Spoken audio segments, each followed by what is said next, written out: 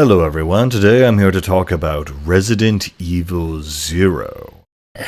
This was a okay game slash interesting mid. There's some things here that are really cool and some things that just overall don't quite work together. So Resident Evil Zero, part of a contract between Capcom and Nintendo to make 3 Resident Evil games, this one, Remake, and 4, was part of a kind of a semi-renaissance where we were getting remakes at a time where remakes were not very typical, and they kind of wanted to see what they could do with new technologies. What, 95-ish when the first one came out? So with Zero, it's obviously that they were looking at Resi 1, they were kind of looking at it, redesigning a few things, and obviously they had a lot of experimental ideas of things they wanted to do with the first game. I know the primary thing is Jill was actually supposed to be an AI partner that would fight alongside you. And so that's pretty much what they've done here. So instead of that, you have Rebecca and Billy. So the way the co-op system works is that you can tell them to stop or follow you. There's different kind of actions that you can take. You share an inventory. You can, Rebecca can mix the herbs, but Billy has a lighter. So they each have different strengths and weaknesses. Either character can use any weapon they want.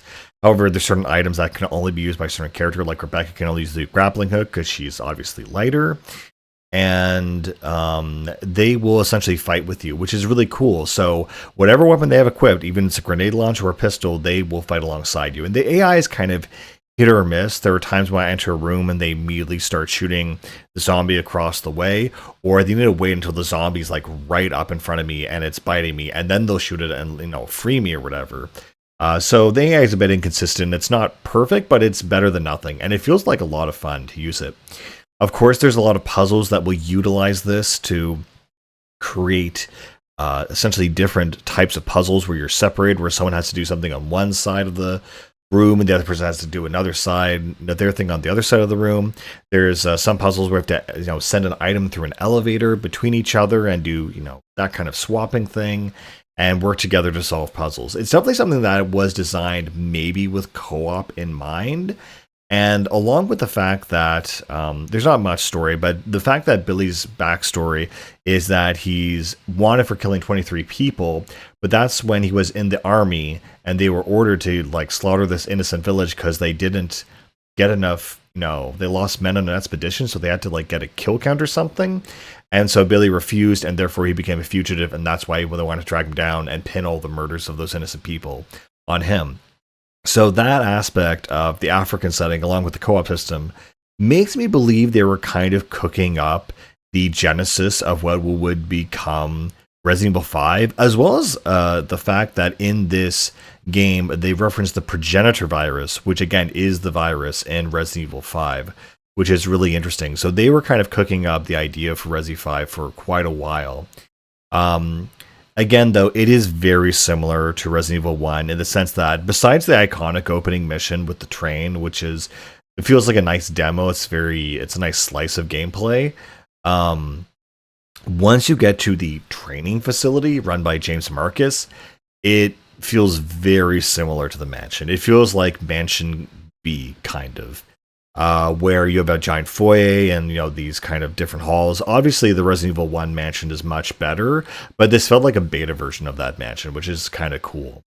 And of course, the typical self-destruct sequence, and the giant James, the lead guy trying to transform and ends up dying in a huge explosion. It's all here. It's all very generic. And James Marcus himself, I don't know what the establishment of the lore is at this point, but he is he's not a great character. He's very, very generic. So yeah, he's just a medieval bad guy who transforms. It's super predictable.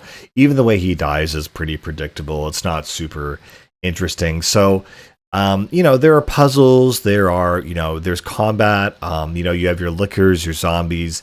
There's these new leeches, obviously, and these new leech zombies, which are actually pretty terrifying because they do a ton of damage when they die. They kind of explode. But overall, the game itself, and there's monkeys too. That's a weird one. But the game itself is not great. There's a lot of things here where, how shall I say, it feels very, very generic. And the story itself too, really doesn't add to the to the whole series. So as a mainline entry, I don't consider it a mainline entry. It's definitely a side story, and you don't have to play it. But if you really want more of the gameplay, go right ahead. But I don't consider it part of the mainline story, mainly because the story itself, if anything, doesn't add anything, but actually detracts.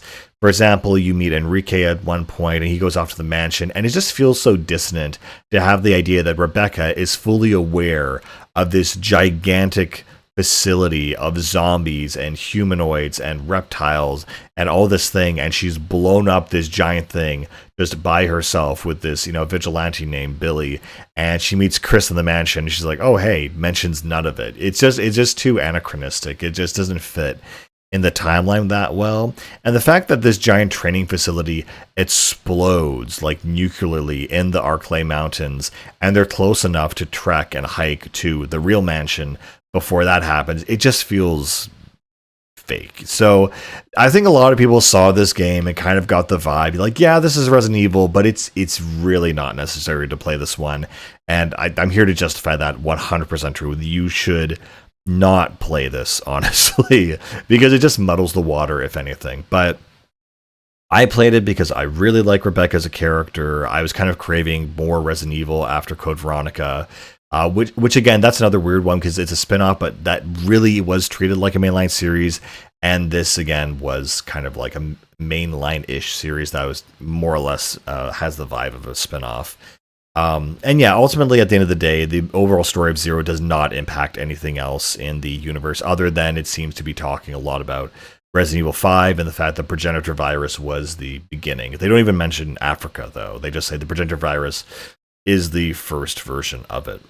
Aside of that, there are still, pistols or handguns rather with an attachment scope that does more, critical damage. Shotgun, a kind of a double barrel shotgun, a grenade launcher, and a magnum. So again, pretty much standard fare.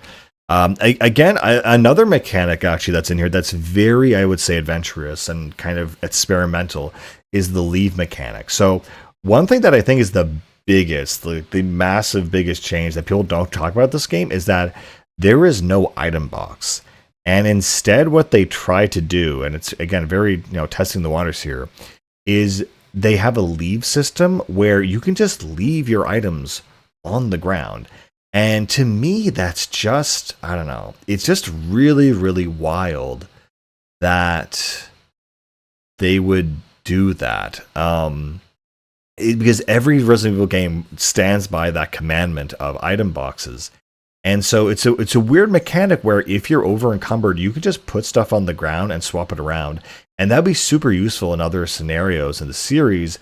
But it also means that with no item box, I can't do my super item organization and item management where I have, I want, one clip of pistol ammo. Like, when I make my final save, which is something only I do, I always have, all the weapons, at least one clip for each weapon, and, all kind of the rare items and all the different kinds of her combinations, green and red, green and blue, green, and, triple green.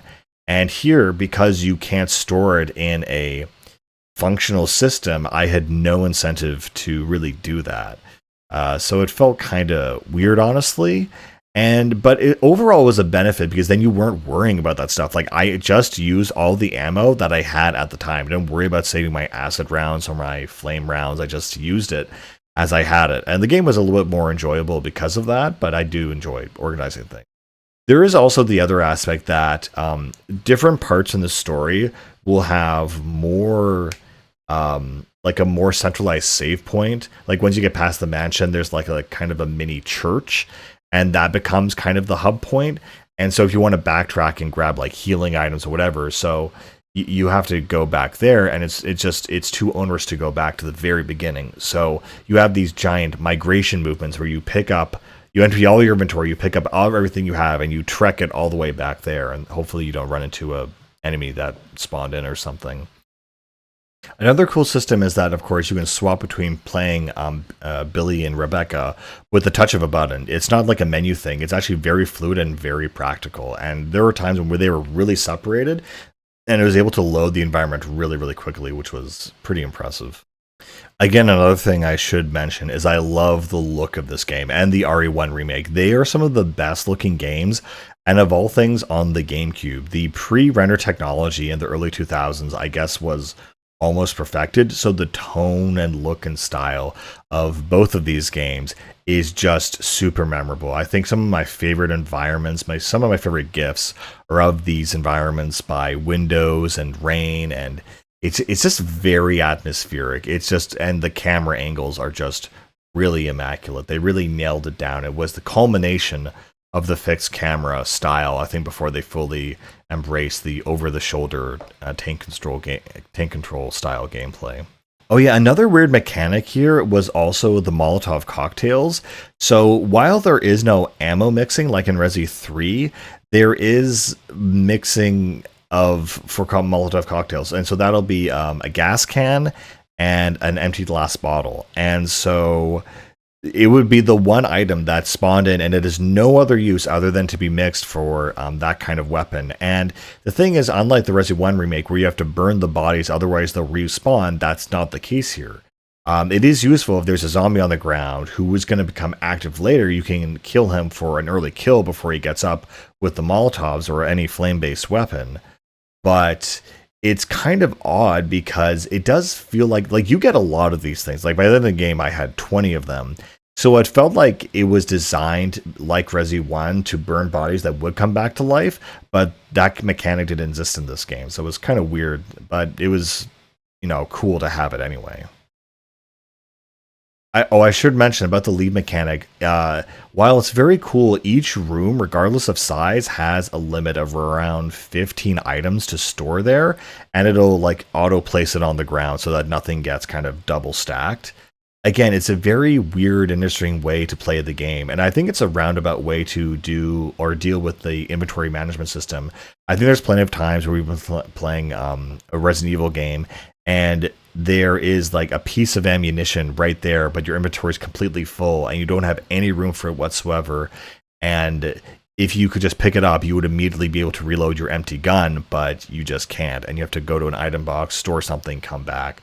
So I see it as a neat workaround to that, but I'm not sure it really fits the whole philosophy of the game. It was interesting though, because I always basically just left my ink ribbons right by the last typewriter I used. Another thing that's interesting too is that since I was playing this on the original GameCube, there are 2 discs for this game, which is not super unusual. However, what was unusual is like the change of it, where it came kind of obviously at the halfway point. But when I went to the second disc, I assumed that would be the cutoff, like in Metal Gear Solid or something, and I would lose the early training facility, but that wasn't the case at all. In fact, what happened was I had full access to the entire training facility, and so it seems like disc 2 had almost everything disc 1 has in it, just save maybe like less than a quarter of content. Like it doesn't have the train, I guess, and maybe some CG cutscenes, but really it's very impressive how much content they fit on a single disc. And lo and behold, I was hyper anxious about leaving my stuff behind.